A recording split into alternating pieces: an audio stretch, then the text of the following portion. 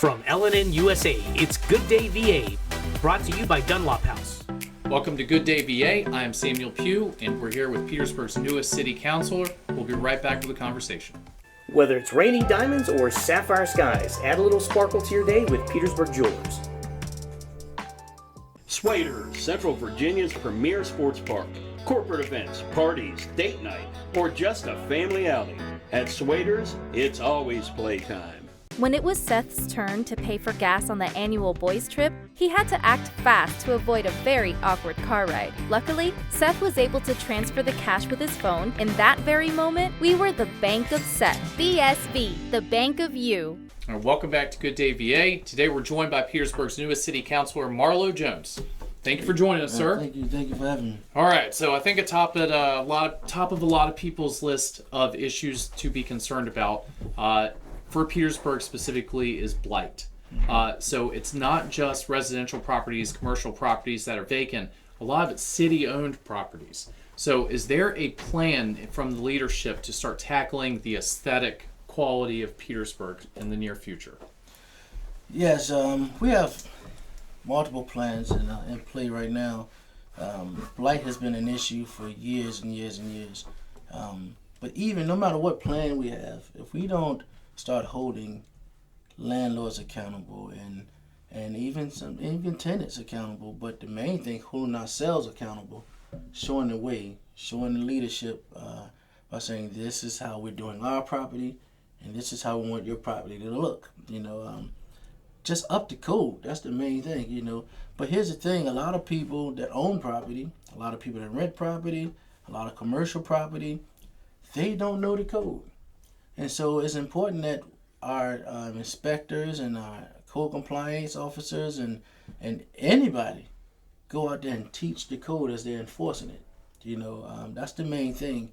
And we got to do that around the clock and be consistent with it. And if you don't know the code, that's fine, but take the code with you so you can teach it and make sure you tell the people, spread the word. But we have to be aggressive because it's now you got it to where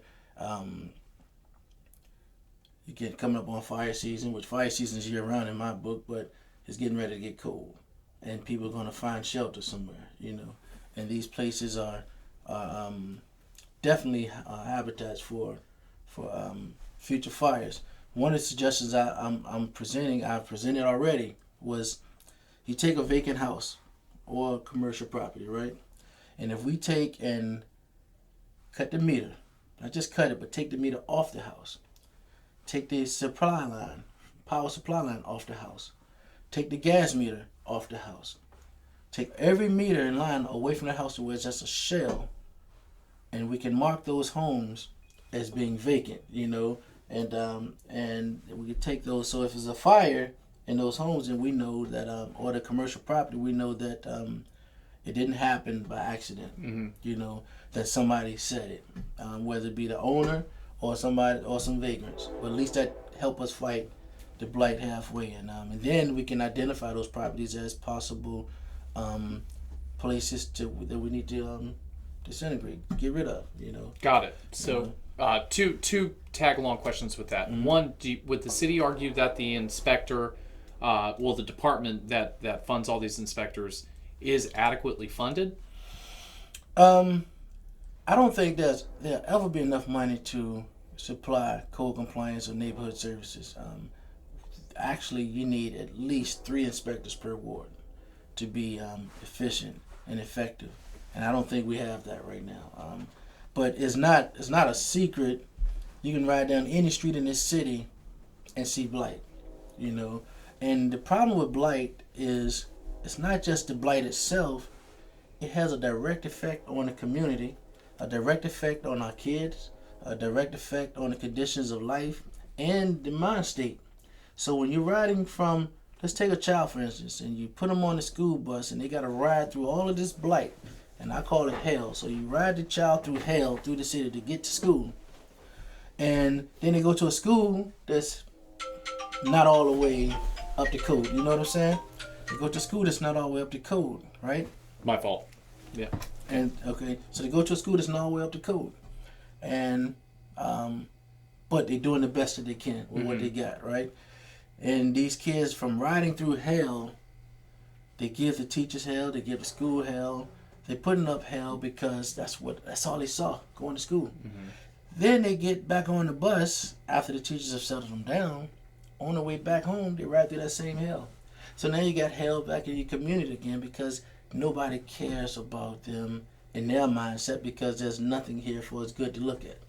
The ugliness spreads inside. It's right on in, man, and it spreads. You're exactly right. And so, well, let me ask you a question about what you first said. Mm-hmm. Why are the city buildings not to code? Accountability. There's no excuse for that. There's no excuse for a city building to be not up to code, at all. And I'm not even gonna sit here and make an excuse for it. There's no excuse for that, and that's just that simple, Got it. Well, I guess something that tags along with that is going to be the crime, right? So it seems like society in general is having more of a trend towards violence and lawlessness, and Petersburg certainly is not immune to that. And so now the state police are in the city, but that certainly can't last forever. So what's the long-term plan to try and reverse some of these trends? So I think with our public safety, especially the police department, actually both police and fire, could use all the help that they can get, right? So let's start with the police department. I feel some kind of way that we have state police in the city. Nothing against the state police, but those men and women in uniforms, yes, they work for the governor, they work for the state, and they got to go where they're assigned to.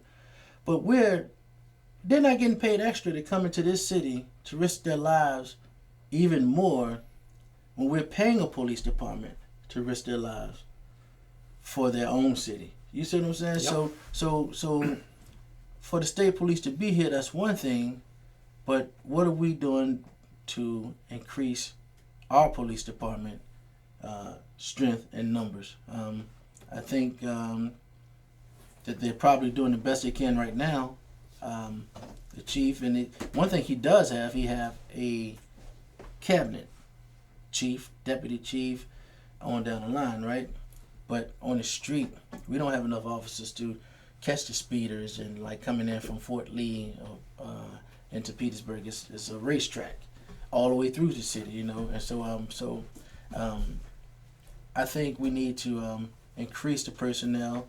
One way I just brought this up to the city manager, I think we should come up with a plan to where we pay half of public safety's health insurance. When we do that, you'll get people from all over the place, because everybody wants good health insurance for their family, right? Pay half of that and open it up for lateral transfers from other departments. Meaning you can come here, you got certified already, you've been through academy already, you can work today, and that's for your police and fire. That's what I'm pushing hard for right now for police and fire. But what are we doing today? What is in place and is active right now? For the crime, they just opened an outreach center. Crime is being reduced, but I think it's being reduced more so on the community getting more involved. That's what I believe. Petersburg Police Chief said the same thing 2 months ago. So. Yeah, they get more involved, and I think the reason why they get more involved is because of his and his staff interaction with the community a little bit more, but I do think no matter how much we get involved, we still got to show we can, and he can't do it with a handful of people. Mm. And behind the scenes, as long as the employees are happy, which they're not going to always be happy, but as long as he's running a straight ship, he's going to always get people in, but we got to give him what he needs to get people in. Same thing with our fire department, Do you think this is a priority for everyone on the city council? Is this something that's talked about every time you meet? It's not something we talk about every time we meet, but I think it is a priority because it does comes up probably every other meeting, something like that. But I wanted to come up more because just because we're not bringing it up don't mean crime is not happening out there. Well, and that seems like the first and primary role of a government is to protect law-abiding citizens from criminals. So. That's right. Well, can you tell me what your feeling is on what are the top 3 things that happen in every city council meeting? Like, where are the priorities right now? Is it partnership with Petersburg? Is it school system? Is it crime? what are you working on, or what are they working on? So the top three things I would say would be development. They definitely focus on that in the partnership with Petersburg, which I'm still not well versed on that. I see a lot of good things potentially happening. And then the school system. The problem with the school system is getting the city of Petersburg, the local government, which is us, and the school system on the same page. Like, take the courthouse, for instance. They say that we're under court order to build new courthouses. And I'm okay with that. But I also have a problem with that as well, because we need new schools. We have not built a new school. And that's part of the hell that I talk about. The kids are going to schools that their grandparents went to. That shouldn't be, you know. So as strong as we are as building a courthouse, we should be as strong in building a school, right? And I know the money isn't there. So we're building that courthouse because it's court ordered, you know. I didn't know they could do that. I would like to Samuel order a new house. That'd be great. But all that comes back into play with why our building's not up to code.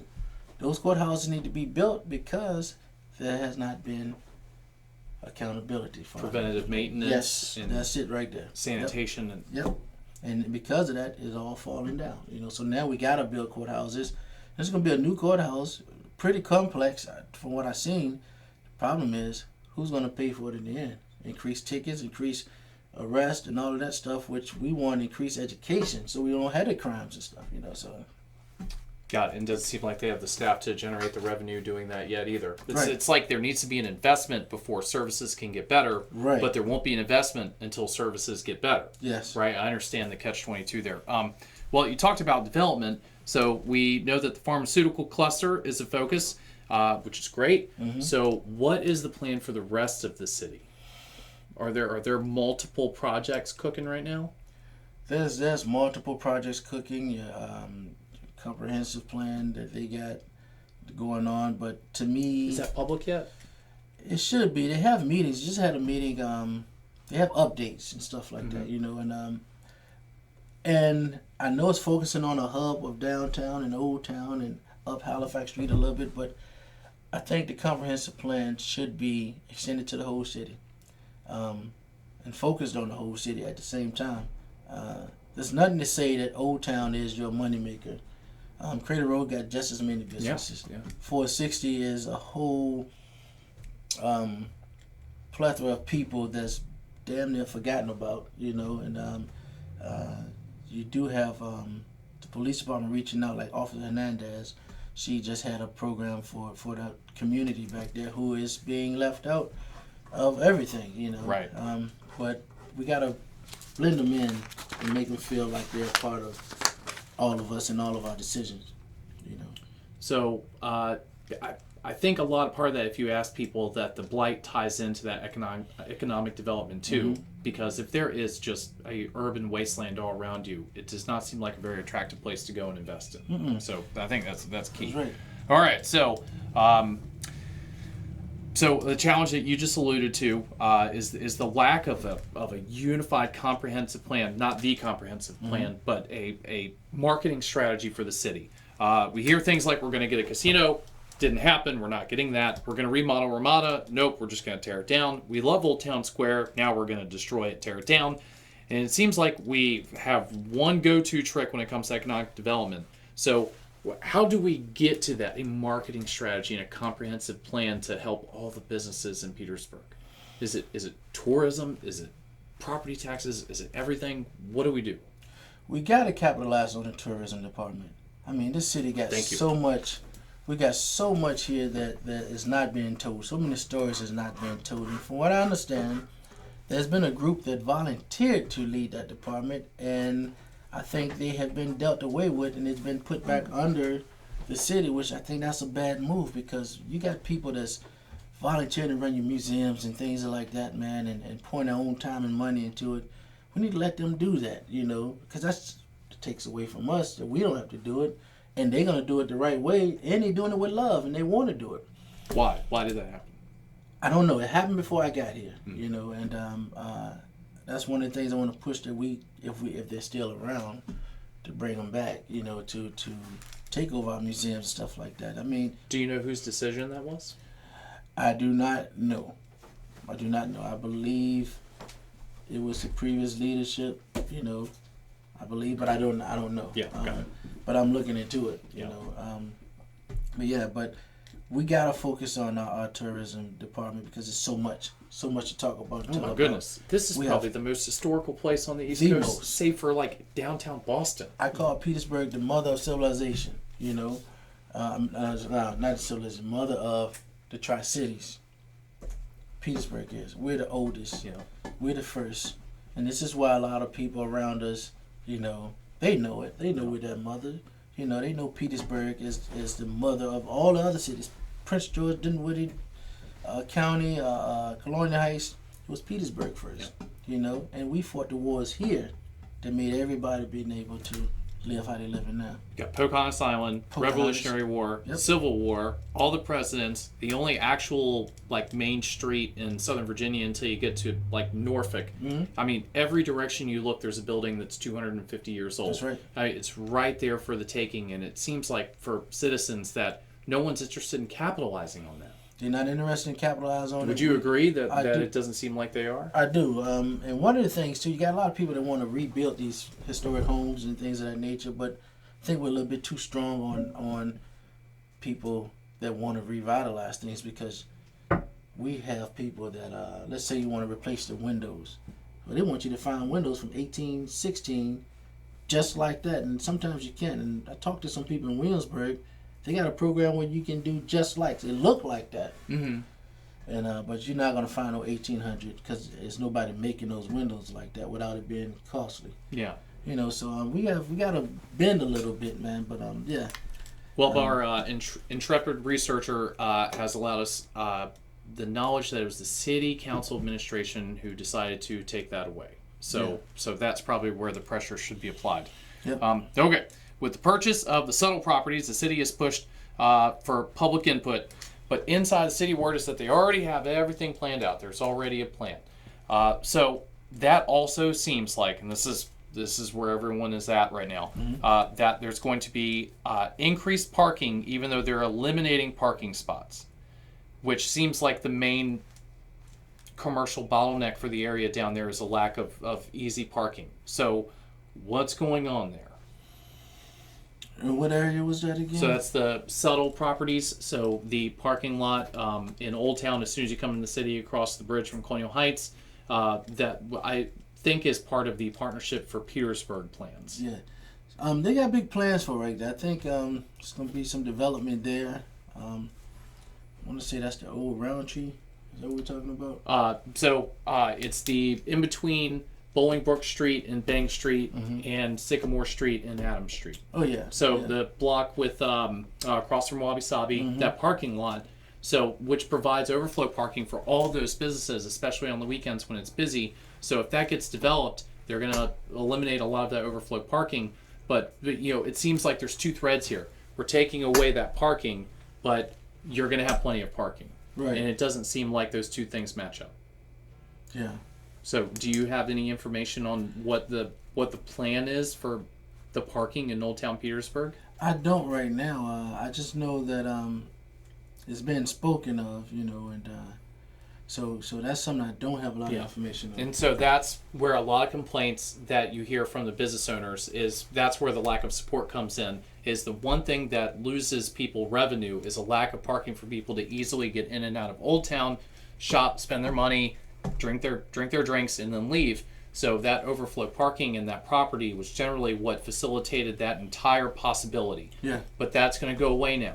And so no one's telling the business owners that overflow parking is going to be replaced anywhere, whether it's a parking deck, there is none. There's no conversation happening that it's going to be okay for these businesses to plan on having the same availability of parking. So I see what you're saying. So basically, there's nobody communicating to the businesses, and when you don't communicate to the businesses, you make them afraid, and that's why we got a lot of businesses leaving, right?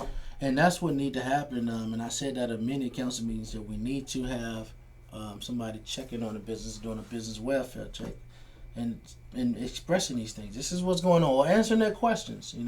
Yes, it will be parking there, it won't be parking there, whatever. But to have businesses leaving because of what they may have heard or on a rumor of what they heard, and then it turned out to not be true, then we're losing out. So yeah.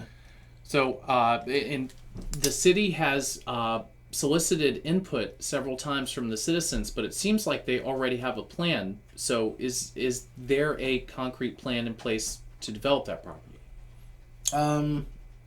Not. I think it's been talked about. I know it's been talked about. Different ideas, different things. So there's no architectural plans in place right now? There's some planning in place. So we're years away from having something on paper that can... I wouldn't say years away. It may be weeks or months away. But I know this Tuesday coming up. Okay. All right. Well, we'll watch out for that. Yeah. Okay. So talking about development, it seems like that the developer that just got approval for all those warehouses on 460 is filing a lawsuit against one of the property owners after they've already sold their land. Do you know what is going on there? Yeah, I just got word of that today, and I'll be perfectly honest to you, man. It pisses me off that any developer would come into this city and strong arm property from somebody. Number one. Now, I'm not going to say they strong armed them as in buying that property, right? They bought it fair and square, but to file a lawsuit after they sold the property to you, basically you're suing them to get the money back that you just bought the property for. Yeah. That's wrong. Yeah. And we should couch all this as allegedly. Yeah. Right? Yeah. Yep. Yeah. And so well, I talked to the landowners today. It's not allegedly. They have lawsuit papers from the developer. And so this is why I'm so strong in favor of the people who sold their property. They're so afraid right now because they don't want to get sued again for even reaching out to somebody. Nobody should be afraid to talk, period. Well, do you know why they sued the landowner? Because they spoke out against, or they spoke out about the tractor trailers and stuff like that coming in. They were under the impression that there was going to be houses built and apartments built back there on the property that they sold.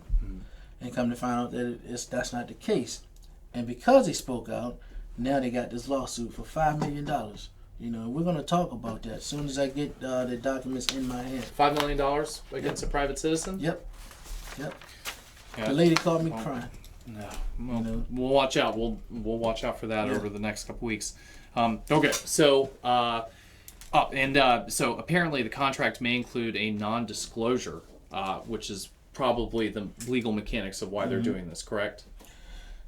Well, it wasn't in the contract, but I want to see it from interesting. Yeah. Okay. Yeah. All right. We'll wait till the contract is viewed publicly. Okay.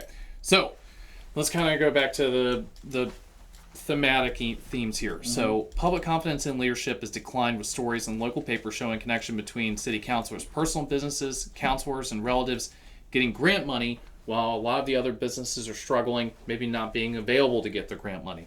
An overall lack of transparency seems like the public perception of how things operate. Can you talk at all about what it's like going in there and having this wall of possibilities in front of you as a new city councilman? I can, because I speak for the people. And I think in this situation here, that's a decision made by leadership that probably going to come back and hunt them later. Is there a specific decision you can talk about? Yeah, like with the funding, the ARPA funds. It was all in the newspaper and everything. It's no secret.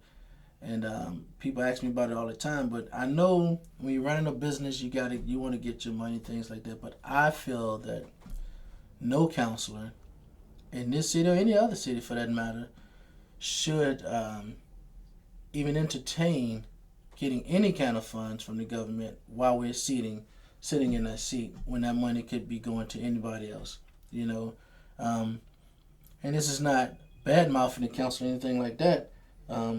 What it is is just saying that, hey, we want to give the people all that they can get. We don't want to take anything, and we don't want it to appear like we're taking anything.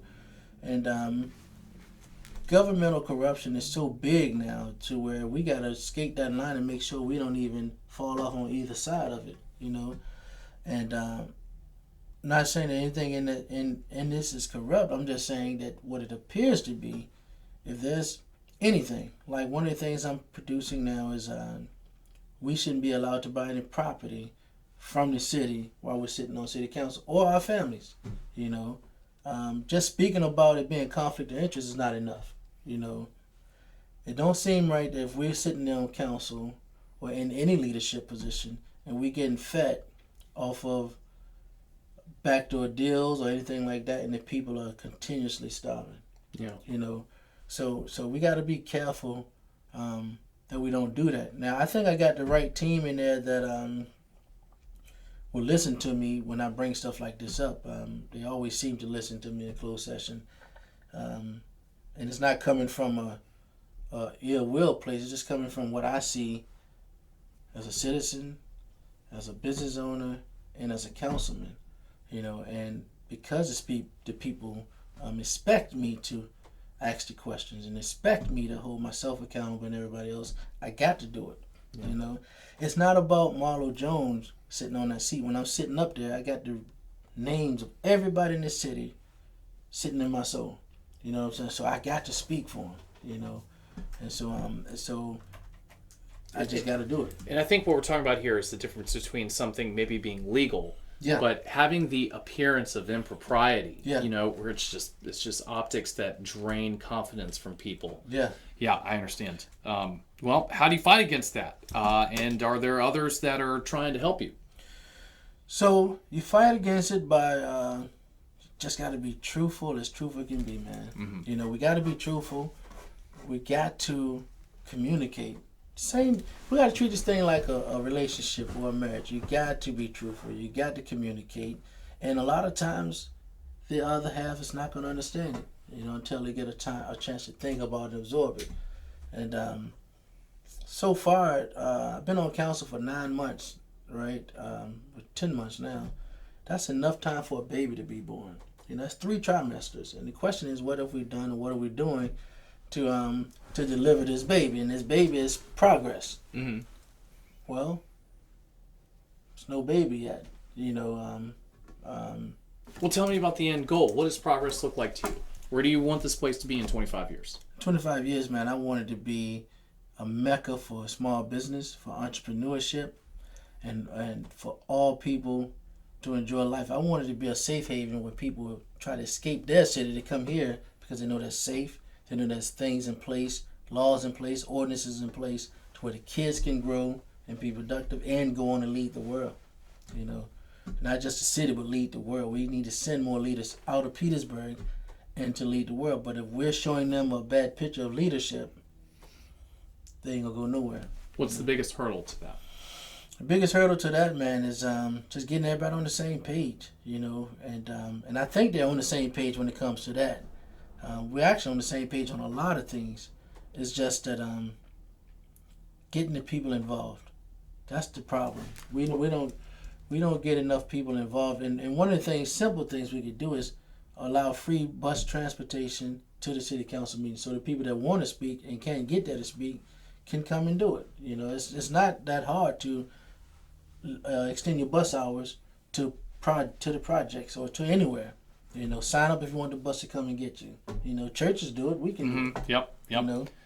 Well, so let's talk about one of those meetings. Recently, you scolded a developer in a public meeting. So can you talk about what happened there? Yeah, because this developer bought Virginia Avenue School, and I think it was for $1, right? And $1. Now, if you or I were to go and buy that property as citizens, they would look at us and laugh at us. We wouldn't be able to buy it if we offered them $500, But he bought this property, they bought this property, and they promised a whole bunch of promises. They promised development in the area. Mm-hmm. By now, they promised the school would be open as apartments by now. Well, it's been 2 years, 3 years at the most. Nothing has happened. anything. And when he came in there to give an excuse on why, I didn't want to hear it. Because if I'm seeing development going around the whole state, I'm sure they went through the same thing that he claimed he went through. But to absolutely do nothing, and this place looked worse than what it did when he first got it, and So you don't think that was legitimate? You think this was a bait and switch? it was a bait and switch. And I guarantee you, we're getting ready to head to November now, and I guarantee you, it's still nothing gonna get done. And I think we should hold developers accountable for their property that they buy in this city, the same way we hold a homeowner accountable, the same way we hold a business accountable for simple things. If your grass is not cut, we're fining you. If you got dilapidation going on, if you got your windows not boarded up, or anything, any code violations, you may have bought this building from us, but you still got to be held accountable for the code. It's just that simple. Yeah. We got to hold them accountable every step of the way. I think you're right. I think that has to come along with the city applying that standard to themselves too. That's a tough argument to make if it's not. Yeah. Do you think it would make sense to put time restraints when developers get these special deals from I the city? think so, because if you can't do it, and I said this that night, if you can't do it, give it back to us. Give it back to us, man, because I've been going in there every day this week and last week, actually since the meeting, and all I saw was some of the graffiti taken off the building, grass still growing through the fence. It's still a fire hazard, a safety hazard, a community eyesore, and it's just bringing property value down. And just for the record, there's no development going on around that school, none. Jeez. So, well, you did run on a campaign of being a fighter, and people did respond. So, what is it going to take, Marlow, to turn the city around? Do you think that you can convince other councilors to come on board with you and come up with a comprehensive economic, tourism, marketing plan, or do you need new councilors to do that? I think it's going to take me to keep raising hell. It's going to take truth. Got to stand on truth. And it's going to take vision, right, and accountability. Now, for the most part, I can say this, that the counselors just up there with me right now have been mentors for the most part, especially Sam and... I'm sorry, have been what? Mentors Got to it. me, Okay. right? Especially Sam and Darren, right? Teaching me the ropes on things. And that too, and Cutbirth, Charlie, all of them. And I promised that I wouldn't get on there and rock the boat because that's what they expected. They expected me to come on there and rock the boat and be that rebel that I am in the community. Well, I promised I wouldn't rock the boat, but I didn't promise I won't try to fill the holes that's in the boat, and that's what I'm doing. And if it takes getting new counselors, then so be it, Why did you promise not to rock the boat? Because I wanted to be a team player to make sure that I'm new to counseling, I'm new to being a city councilor amongst this team that I chastise every chance I got. And I'll do it today if there's wrongdoing going on. And they know it, and I know it. The people know it. But the thing is, if they're not for the people, and if I ever show that I'm not for the people, then we got to go. I don't think we should be in there so long to where we become stagnant and comfortable to where I got this. The people gonna vote for me. Just like we just had 1, 3, 5, and 7 run for city council. None of us in 1, 3, 5, and 7 should be sitting there comfortable saying that we good to go now until our next election. We got to work just as hard. They got 2, 4, and 6 coming up now. They should be working just as hard, but don't show that you're working hard now because it's election time. Things of that nature, man. But it's gonna take all of us getting on the same page, which for the most part we are sometimes we not. Well, let me ask you a question. So, when people say that they're fighting for the people, that's an abstract concept, right? People could be the business owners, or the people who get government assistance, or it could be the guys who take the trash out and police the streets, right? There's a lot of different groups inside that sometimes their interests don't align.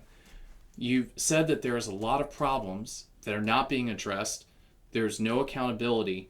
but on the other hand, you don't want to rock the boat too much, and you want to work inside of that team. Can you? Yeah. So look, I don't want to get it twisted saying I don't want to rock the boat, because I believe in rocking the boat if the boat is wrong.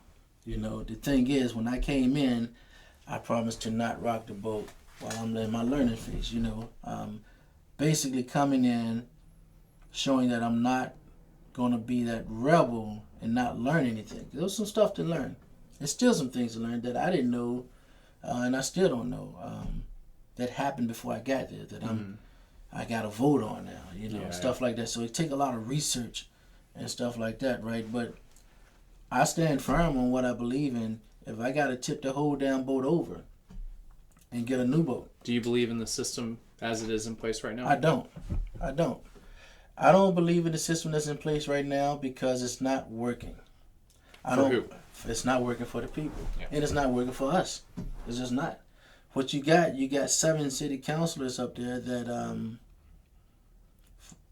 we need to see, not just our individual wards, we need to see the whole city, you know, as one. You know, and so the system is not working right now as it is, because here's the thing, what I witnessed as an employee, you have your employees telling their supervisors misinformation. Nope, let me correct that. It wasn't employees, it's your supervisors telling the city managers misinformation. And the city manager would display that misinformation to council, and council has always voted on it without listening to the employees themselves. You know, they never listen to us, you know, as employees, and that's what you got going on now. You know, so the system is broken. So no one has accurate information, and cycles all the way up to the councilors. Right. So you're right. voting on things that, come to find out 3 months later, were not even close to accurate in the first place. Well, you gotta make our city manager do some research on things. You gotta make, he can't do the job by himself. He need an assistant. Simple as that. You gotta make him make sure that what he's getting, that his supervisors at the lower level is being that they did the research on this thing. And you got to include the employees. You got to hear from them. They're the ones out there doing the work, you know. But you got too much favoritism going on. You got too much cronyism going on. You got all this mess going on. Prime example, you would get a guy who can't do the fire department job, who quits and goes over to Department of Transportation. Can't do that. Then they take him and put him over in finance. He can't do that. Now he's gone. So we don't wasted all these positions and time when we could have had somebody from the city that wanted to do it, you know.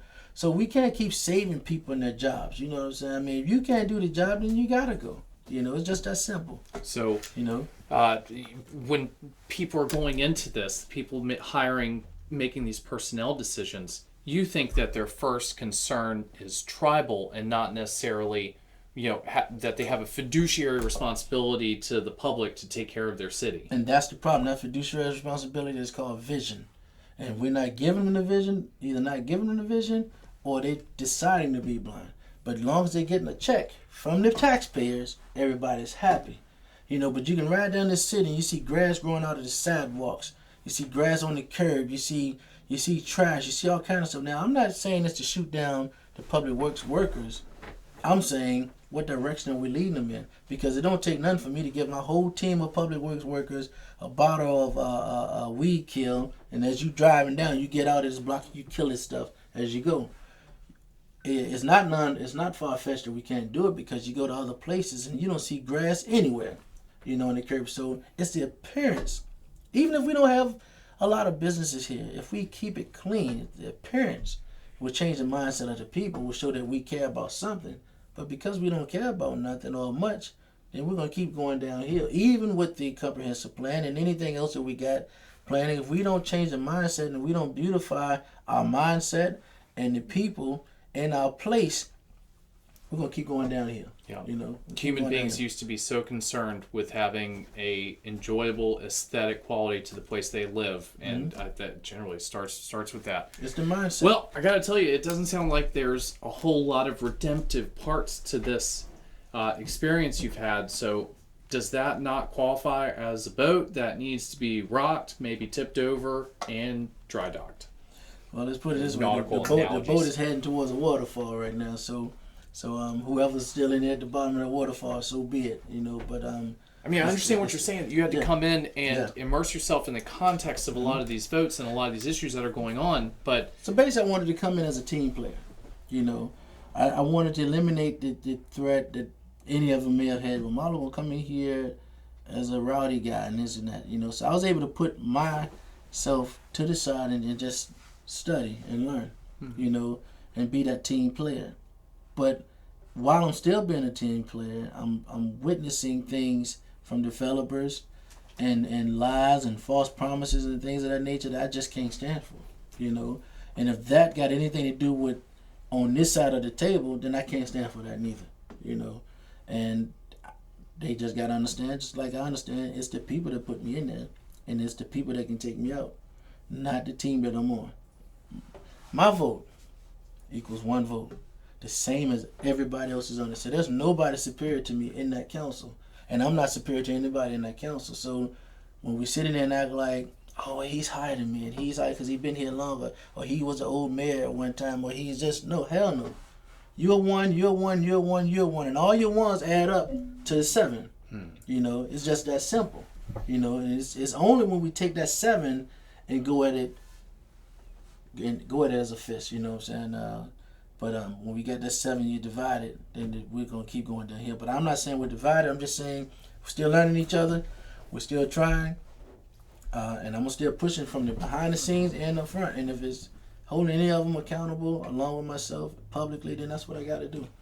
You know? Good. But I think the core of this is it seems like the city lacks initiative, and that everyone is in a defensive posture, whether it's for their council seats, for their jobs, for their water bill. You know, everyone is so reactive, and no one is grabbing this thing by the hair and saying, here is a 25-year plan to transform this place into a tourism mecca. Let's angle all of the city's efforts towards reaching this goal. And it's frustrating, and I think a lot of people just want someone to come in there and just completely rewrite the rules here and change the paradigm that everyone's operating under. I think Does that make sense? It makes a lot of sense, but I gotta be honest with you. I don't think they're lacking initiative, because everything that we're speaking of, I see them talking about it and hear them talking about it all the time. I mean, a lot, right? But it's not the initiative that we're lacking. It's the spirit of accountability that we're lacking. You know, meaning if we got a city manager and we want him to do or push that initiative, then damn it, you got to do that. And you can't play favorites. You can't say, well, I got the mayor behind my back, or I got this one behind my back. No, if this initiative that because they got initiative big time. I mean, I'm hearing about different things. I'm seeing different things behind the scene. But somewhere along the line, it's not getting applied. So the engine is not getting started up. There's too much institutional friction for these plans to be put down the path of completion, like running in mud towards a goal that you can't see. And a lot of people play a part in that, like your finance department all these departments play a part in it, man. And to where if it's not done right, or if it's not done fast enough, or a lot of people take ownership of their positions, and to where if they don't like it personally, it's not going to go through. We can't operate like that. And a lot of the stuff, believe it or not, never, ever, ever make it to council.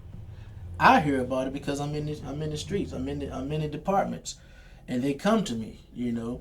But this stuff that they bring to me, it never makes it to council unless I bring it to them, you know. These people, our employees, are afraid to bring anything to council because they've been threatened a lot of times by their department heads to not talk to us, you know.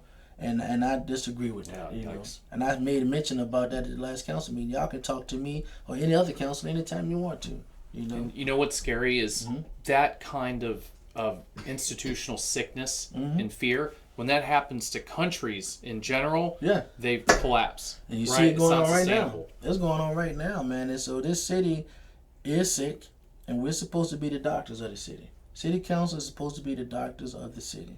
And it's time to go and have surgery on our city. And if we can't do it and come out successful, then we die. It's just that simple, you know. Well, I gotta tell you, it's going to be interesting to see what kind of effect that you can have on the civil service and just the processes, the quality of the government and the institution that we have. So thank you very much for joining us. Appreciate you. I appreciate it. Yes, sir. Thank And you for Marlow having me. Jones, Petersburg City Councilor, we'll be right back after this. Right. Warning, these products contain nicotine. Nicotine is an addictive chemical. The Vape Guys is where you'll find hundreds of e-liquid flavors and a huge selection of hardware, disposables, hemp-based products, and smoke shop accessories. The Vape Guys make you the star with their loyalty program. Superior service, unrivaled selection, and a passion for vaping you deserve. The Vape Guys, 500 South Park Boulevard, Colonial Heights. Breeze In and get the best lunch in town. Breeze In is a family-owned business that specializes in top-notch service and fried chicken. Come enjoy Breeze In's original finest fried chicken. Like a little spice? Ask for our Virginia Heat Chicken. We have everything from barbecue to Philly cheesesteaks on our made-to-order menu. Thirsty? Walk into our beer cave and enjoy the coldest beer in town, including a wide variety of local craft beers and wines. Enjoy a selection of local Virginia products. Come experience what puts the breeze in Breeze In.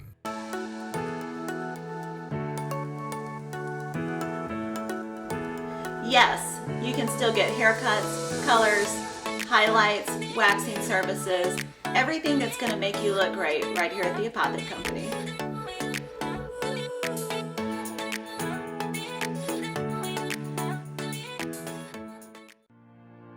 So here at Titan Auto and Tire, we're a full care automotive repair center, full maintenance items anywhere from an oil change, state inspection, and also full engine replacement.